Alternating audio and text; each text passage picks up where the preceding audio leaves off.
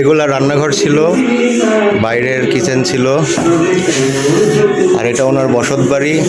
ওনার বাবা এই ঘরটাতে সম্ভবত ওনার বাবা থাকতো, আর এটা হচ্ছে ওনাদের বসার ডাইনিং রুম ছিল।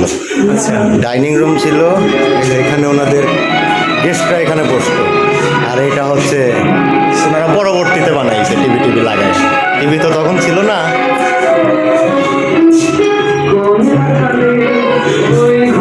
তাহলে বলো তোমার অনুভূতি কেমন সুচিত্রা সেনের বাড়ি পরিদর্শন করে? আগে একটা কাহিনী আছে, এর কাহিনী হচ্ছে আমি মেবি 24-এর শেষের দিকে আসছিলাম, এই টাইমের কারণে ঢুকতে পারিনি। সেদিন কি একটা সরকারি বন্ধ ছিল, ওই যে মেইন গেটের ওখানে এসে ছবি তুলে চলে গেছিলাম। আজকে আসার পর সৌজন্য হচ্ছে আমরা ঢুকতে পারলাম।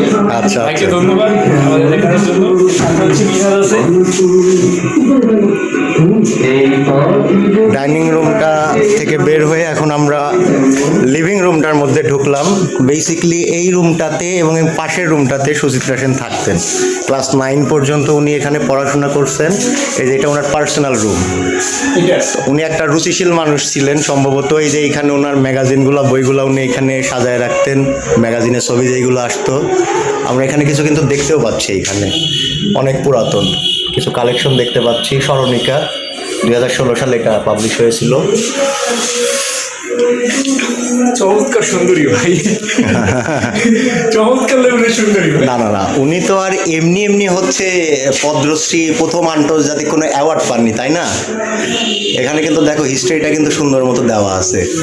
প্রথম কোনো ভারতীয় অভিনয় বা অভিনয় শিল্পী, অভিনেত্রী, হ্যাঁ বাঙালি ভারতীয়, প্রথম কোনো ইন্টারন্যাশনাল অ্যাওয়ার্ড পান। এই যে এই ছবিটা দেখো, মারাত্মক লেভেলের সুন্দরী ভাই। একটা ব্যাপার আছে একটা।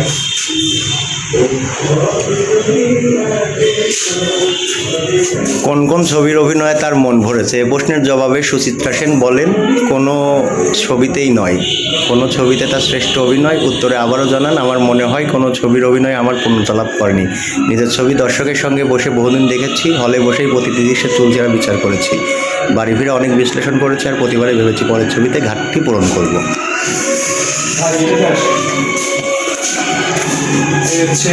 উত্তম কুমারের সাথে সামঞ্জস্য।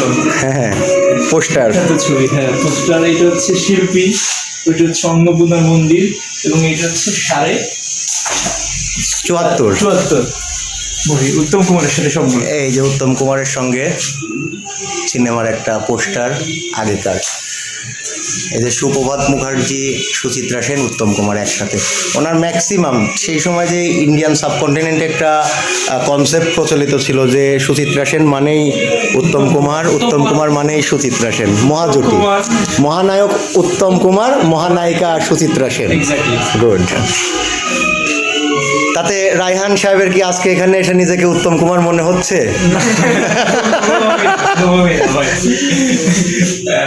বিশাল, এরা হচ্ছে মহাজীবনের মেটাফর ভাই। আচ্ছা, আসলে মানে এটা আমাদের গর্বের বিষয় যে আমাদের একজন বাঙালি যে এরকম বিশাল একটা জায়গায় পৌঁছতে পেরেছেন।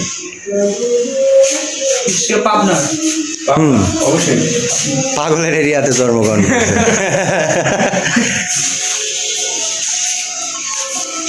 সৌমিক চট্টোপাধ্যায়। ওকে।